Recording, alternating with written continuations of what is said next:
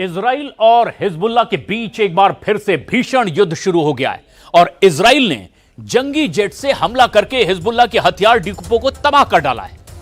तवातीह में बेका घाटी में हिजबुल्लाह लड़ाके इजराइल पर रॉकेट की बौछार कर रहे हैं और हिजबुल्लाह के हमले में तेजी ईरान के सुप्रीम लीडर अली खामनेई के बयान के बाद आई है। खामनेई ने अमेरिका और इजराइल को धोखेबाज दुश्मन बताते हुए किसी भी तरह की शांति वार्ता से साफ इनकार कर दिया है। उधर ईरान ने समुद्र में अमेरिका के जंगी बेड़े को निशाना बनाने के लिए अब ड्रोन कैरियर को भी लॉन्च कर दिया है।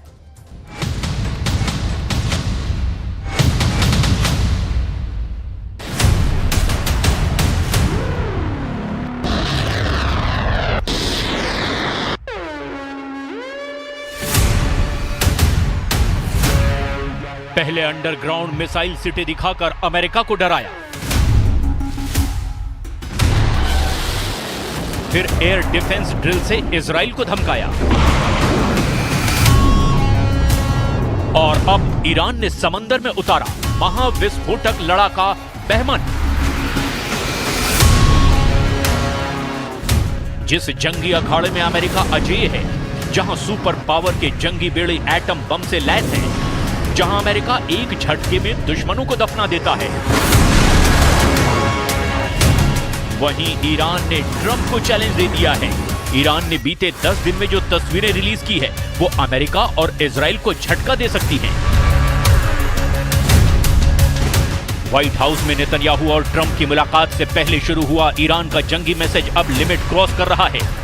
ईरान लॉन्ग रेंज हथियारों की नुमाइश कर रहा है।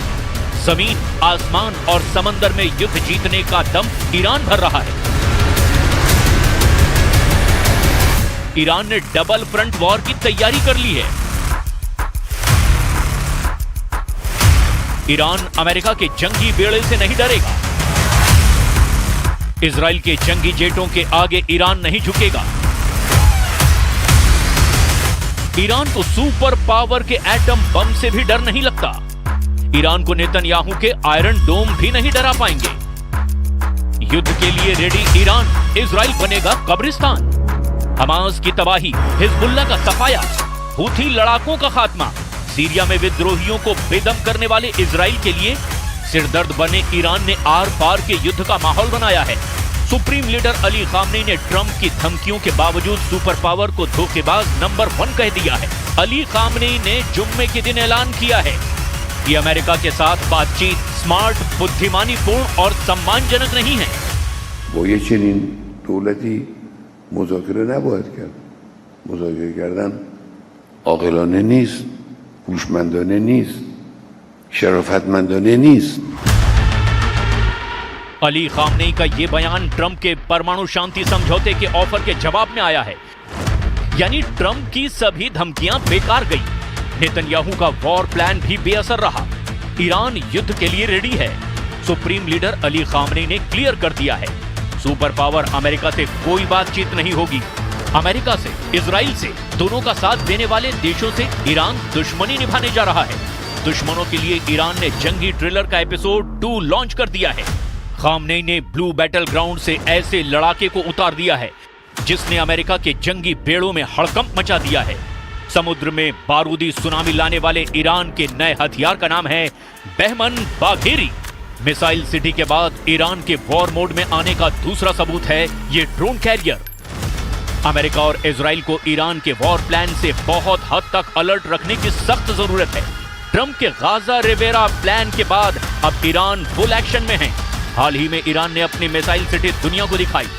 उसके बाद प्रेसिडेंट पजेश्कियान ने यह भी दावा कर दिया कि ईरान के एटमी प्रोग्राम की पुष्टि करना बेहद आसान है। जिन्हें ईरान के न्यूक्लियर प्रोग्राम की जानकारी जुटानी है, उन्हें इसकी परमिशन है। रास्ती आजमाई اینم که کاری نداره. هر وقت هر موقع دلشون خواسته اومدن بررسی کردن. 100 بار دیگه بیان بررسی کنن.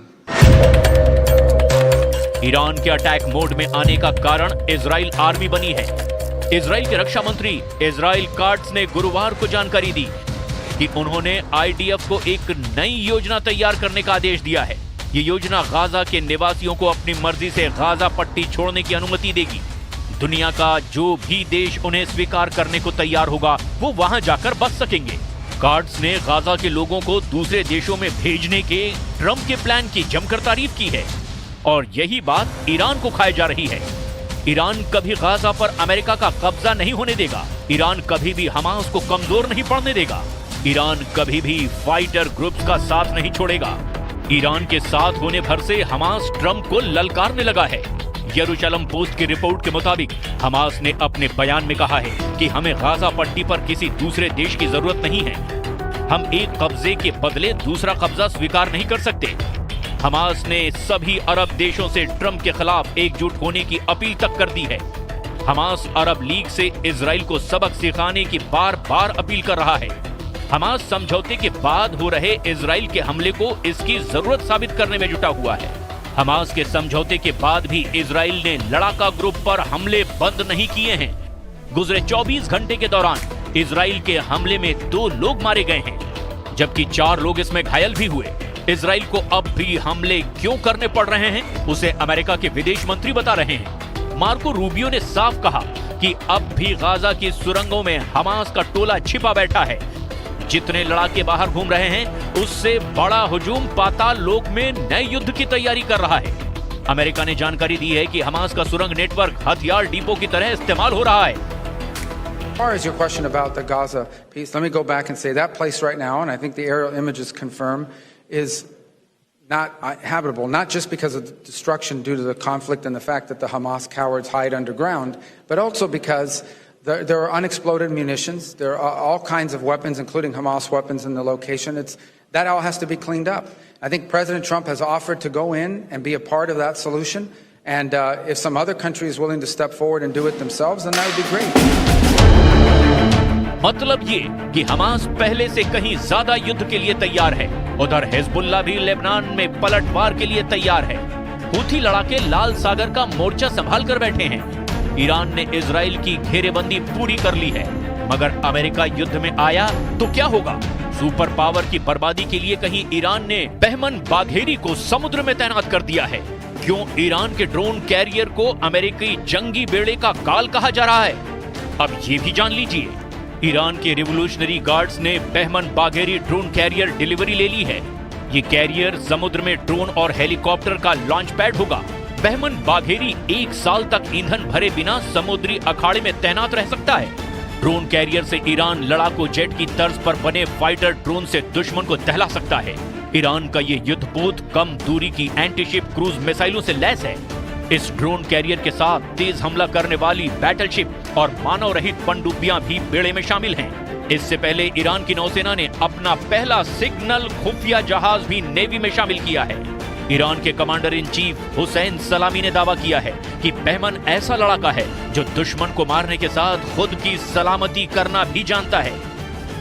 میتواند یک بار سیاره زمین را دور بزند، میتواند یک سال مستقل در آبهای آزاد باقی بماند، میتواند در دوردست موشک‌های دوربرد کروز را شلیک کند، میتواند از خود در مقابل تهاجمات هوایی دفاع کند. अमेरिका को उसके जंगी बेड़े सुपर पावर बनाते हैं। समुद्र में सुपर पावर से टकराने का जोखिम कोई मोल नहीं लेना चाहता, लेकिन ईरान अपने नए लड़ाके को अमेरिकी जंगी बेड़ों का काल बता रहा है, जो धरती के किसी भी हिस्से में मौजूद अमेरिकी नेवी को तबाह करने का दम रखता है। ईरान सुरक्षा बल के चीफ ऑफ स्टाफ जनरल ने बहमन कैरियर को अजेय लड़ाका बताया है। توانمندی مناسب دریایی در دوردست‌ها برای دفاع از منافع جمهوری اسلامی ایران و امنیت آبراه‌های مختلف برای ناوگان تجاری و نفتی کشور عزیز ما هست. ईरान की मिसाइल सिटी का पूरा ब्यौरा नेतन्याहू ने प्रेसिडेंट ट्रंप को दिया है। ईरान की मिसाइल ड्रिल की डिटेल पर ट्रंप नेतन्याहू से बात भी कर चुके हैं। नेतन्याहू ने अमेरिका विजिट में सबसे ज्यादा टाइम ईरान से मिल रहे थ्रेट पर खर्च किया है। प्रेसिडेंट ट्रंप और नेतन्याहू ने जब मीटिंग के बाद बयान दिए तो भी दोनों के टारगेट पर ईरान ही था।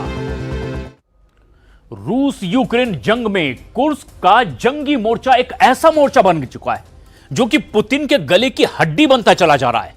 खुफिया रिपोर्ट्स का दावा है कि कुर्स्क से उत्तर कोरिया के सैनिक अब भागने लगे हैं, जबकि पुतिन किसी भी कीमत पर कुर्स्क से यूक्रेनी सेना का सफाया करने पर उतारू है। और दावा किया जा रहा है कि पुतिन ने किम जोंग उन के सैनिकों को अब खुफिया तरीके से गायब करवाना भी शुरू कर दिया है। उधर कुर्स्क में रूस के सबसे घातक सैनिकों को अब भेज दिया गया है।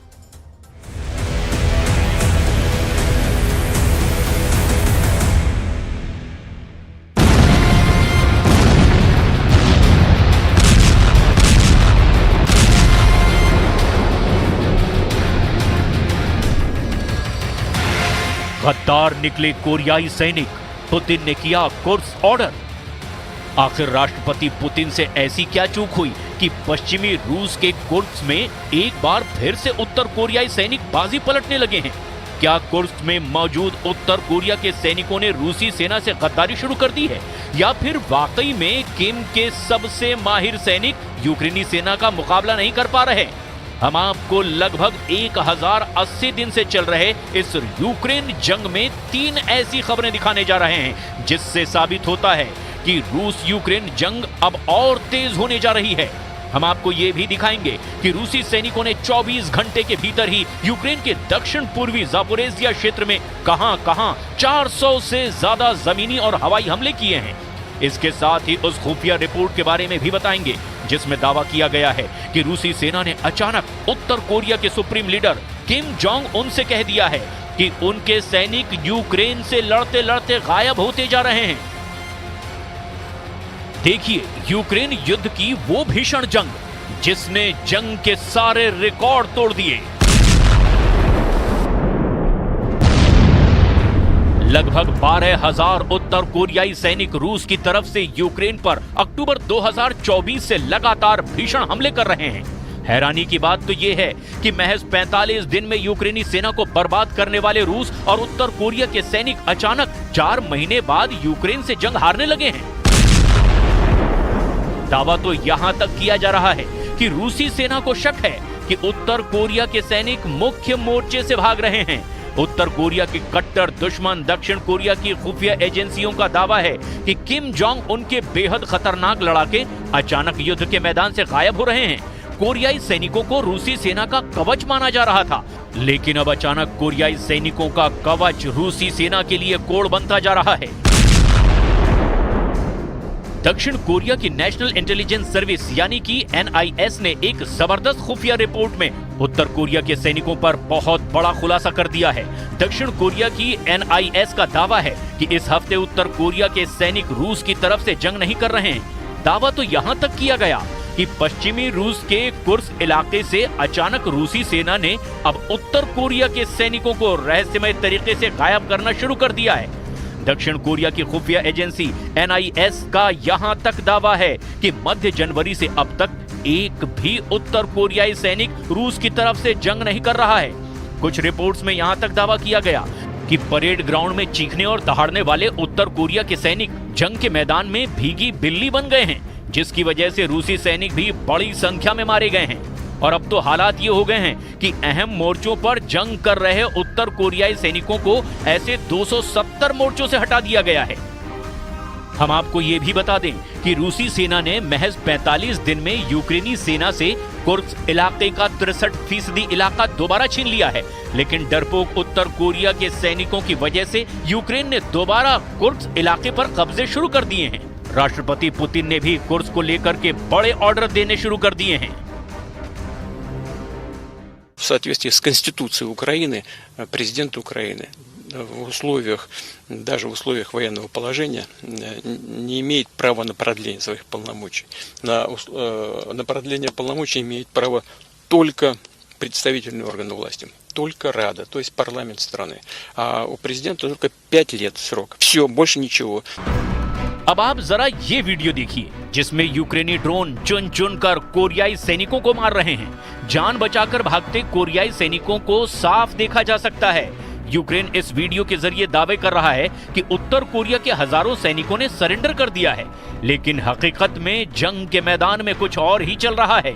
सितंबर 2024 से 5 फरवरी 2025 तक यूक्रेनी सेना उत्तर कोरिया के सिर्फ 2 सैनिकों को जंग में जिंदा पकड़ पाई है। वीडियो में आप देख सकते हैं दोनों सैनिक यूक्रेन के एक हॉस्पिटल में लेटे हुए हैं। हालांकि रूस का दावा है कि ये कोरियाई सैनिक नहीं हैं, बल्कि रूसी मूल के कोरियाई सैनिक हैं, यानी उत्तर कोरिया के सैनिक पहले बन चुके हैं। अब पता चला है कि कोरियाई सैनिक पकड़े जाने की स्थिति में खुद को बम धमाकों या फिर गोली से ही उड़ा रहे हैं। इसका खुलासा उत्तर कोरिया के जाने दुश्मन दक्षिण कोरिया की राष्ट्रीय खुफिया सेवा यानी NIS ने किया है। भगोड़े निकले कोरिया के सैनिक, लड़े कम चिल्लाए ज्यादा। दक्षिण कोरिया के अधिकारियों का दावा है कि रूस के तरफ से यूक्रेन के खिलाफ जंग कर रहे हैं उत्तर कोरियाई सैनिक और पकड़े जाने से बचने के लिए वो अपनी जान ले रहे हैं। हम आपको बता दें कि यूक्रेन और दक्षिण कोरिया ने दिसंबर 2024 और जनवरी 2025 में कहा था कि किम जोंग उन ने यूक्रेनी सेना से लड़ने के लिए दक्षिणी रूस में लगभग 10,000 से 12,000 सैनिकों को भेजा है। दक्षिण कोरिया की राष्ट्रीय खुफिया सेवा यानी NIS का दावा है कि उत्तर कोरिया के अधिकारियों का अपने सैनिकों को साफ आदेश है कि पकड़े जाने पर वो अपनी जान दे दें। दक्षिण कोरिया की NIS का दावा है कि एक उत्तर कोरियाई सैनिक ने पकड़े जाने से बचने के लिए खुद को ग्रेनेड से उड़ाने की कोशिश की और जोर से चिल्लाया, जनरल किम जोंग उन। लेकिन इससे पहले कि वो अपनी जान ले पाता, उसे गोली मार दी गई। जापानी समाचार एजेंसी क्योडो न्यूज ने यूक्रेनी सरकार और दूसरे अधिकारियों के हवाले से कहा है कि सैनिक पकड़े जाने से बचने और पहचाने जाने से बचने के लिए अपने चेहरे के पास ग्रेनेड विस्फोट कर रहे हैं। यूक्रेन के विशेष अभियान बल यानी कि SOF ने युद्ध के मैदान की फुटेज जारी की है। रिपोर्ट्स के दावे के मुताबिक अब तक 4,000 कोरियाई सैनिक मारे गए हैं। हालांकि राष्ट्रपति ज़ेलेंस्की अब भी दावा कर रहे हैं कि कोरिया के सैनिकों का अचानक जंग के मैदान से गायब होना पुतिन की सोची समझी गहरी साजिश है। राष्ट्रपति ज़ेलेंस्की का दावा है कि उत्तर कोरिया अगले कुछ हफ्तों में ही 25,000 कोरियाई सैनिकों को युद्ध के मोर्चे पर भेज रहा है, जिसको लेकर पुतिन और किम के बीच में समझौता भी हो गया है। वहीं यूक्रेनी सेना ने एक और सनसनीखेज दावा भीषण जंग को लेकर किया है। दावा किया गया कि राष्ट्रपति पुतिन ने कुर्स्क को लेकर के बहुत बड़े हमले शुरू करवा दिए हैं।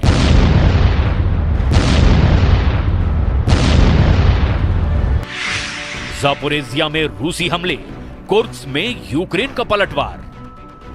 यूक्रेनी सेना से जुड़े ज़ापोरिज़िया के सैन्य प्रशासन के प्रमुख इवान फेडोरोव ने दावा किया है कि रूसी सैनिकों ने 24 घंटे के भीतर ही यूक्रेन के दक्षिण पूर्वी ज़ापोरिज़िया क्षेत्र में 9 बस्तियों पर लगभग 400 हमले किए हैं, जिसकी वजह से ज़ापोरिज़िया इलाके में भीषण तबाही हुई है। और दावा किया जा रहा है कि रूस के 400 हमले से जुड़े कम से कम 13 रिपोर्ट्स में पता चला कि इस वक्त रूसी सेना पूरी तरह से कब्जा करने की नीयत से ही ज़ापोरिज़िया में हमले कर रही है। हालांकि यूक्रेनी सेना का दावा है कि उसने पश्चिमी रूसी कुर्स्क क्षेत्र में 6 महीने की लड़ाई में 900 से ज्यादा रूसी सैनिकों को पकड़ लिया है। यूक्रेनी सेना का यह दावा है कि उसने रात भर रूस के क्रास्नोडार इलाके में जमकर हवाई हमले किए हैं, जिसकी वजह से रूस के इलाकों में भीषण आग लगी है। हालांकि रूसी सेना पिछले 10 दिनों में यूक्रेनी सेना पर बेहद भारी साबित हुई है।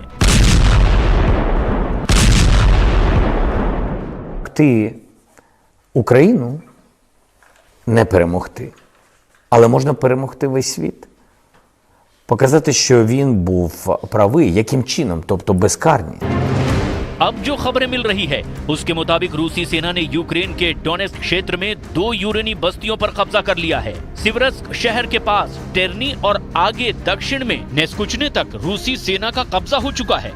यहाँ तक कि पूर्वी यूक्रेन शहर पोक्रोवस्क के पास में भी रूसी सेना को जबरदस्त बढ़त मिल चुकी है।